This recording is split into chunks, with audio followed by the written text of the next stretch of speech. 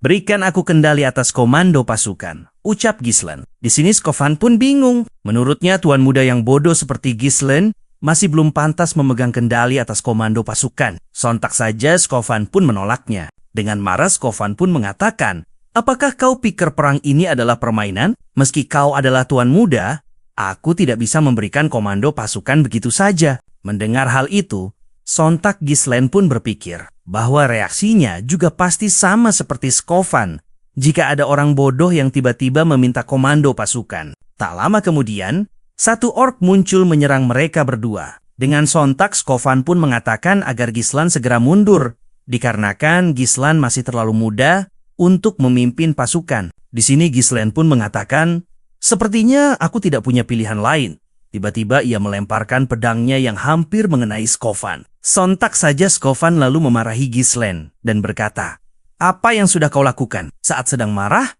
Skofan pun terdiam melihat ke arah orka, dan dia melihat pedang Ghislaine sudah menancap di kepala orka tersebut. Ork itu pun rubuh tak bernyawa. Melihat hal itu Skofan pun terkejut dan bertanya-tanya, bagaimana mungkin dia menikam titik lemah ork tersebut? Di sini Ghislaine pun bertanya, namamu Skofan kan? Apa kau tahu hal penting di medan perang? Yang kita perlukan adalah momentum. Di sini Ghislaine pun berlari menuju medan perang dan membantai para orc.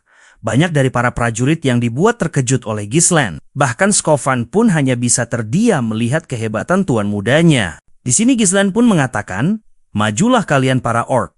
Sambil berteriak, ia berkata, akan kubunuh kalian semua. Ghislaine pun mendatangi pasukan orc dan menebas mereka secara membabi buta. Melihat hal itu Skofan pun hanya bisa terdiam sambil berkata, apakah aku sedang bermimpi? Bahkan pengguna mana sepertiku kesusahan melawan mereka. Jadi bagaimana mungkin tuan muda yang kurus itu mampu melawan mereka? Aku tahu kalau dia sudah kelelahan, tapi pergerakannya sangat lincah untuk menghindari serangan orc. Dia memanfaatkan ayunan pedangnya untuk mengincar titik lemah orc tersebut. Seperti seorang swordmaster tanpa mana, ucap Skofan sambil terdiam. Ghislaine pun mulai memprovokasi para orc.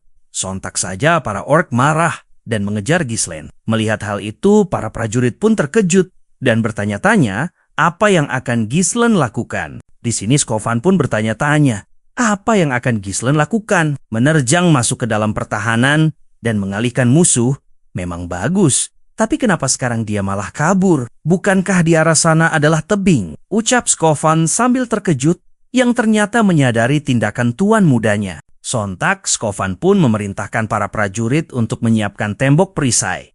Sambil berkata, kita akan mengikuti tuan muda. Kembali ke Ghislaine yang tampak dikejar-kejar para orka, sambil berkata, Skofan, kalau kau memang komandan yang kompeten, maka kau pasti sudah tahu apa yang sedang kurencanakan. Meski aku ingin menghabisi mereka sendirian, tapi stamina tubuhku sekarang tidak bisa mengimbangi mereka. Meski begitu, kalian pasti bisa mengatasinya kan?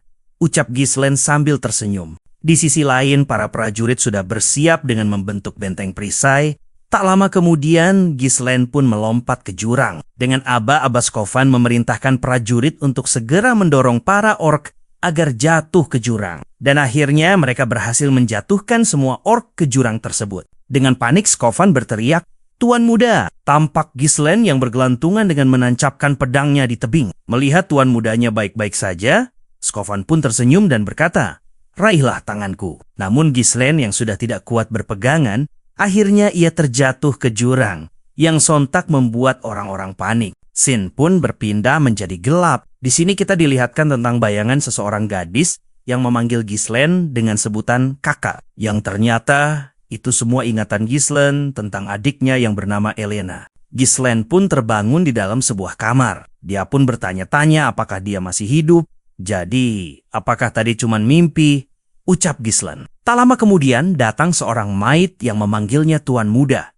Dan ternyata maid itu bernama Belinda. Spontan Ghislaine pun langsung memeluk Belinda.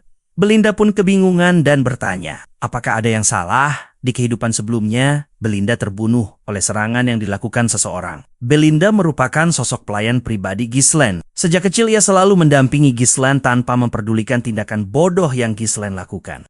Di sini Ghislaine bertekad akan mengatakan kepada Belinda bahwa sebenarnya dia telah kembali dari masa depan. Mendengar hal itu, Belinda pun tidak percaya.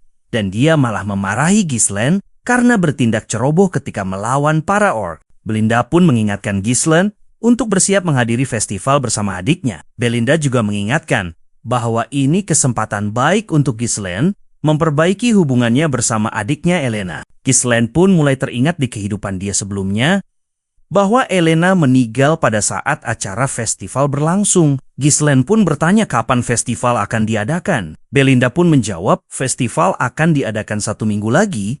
Tiba-tiba datang seseorang yang bertanya, apakah kakak sedang ada di dalam? Yang ternyata Elena.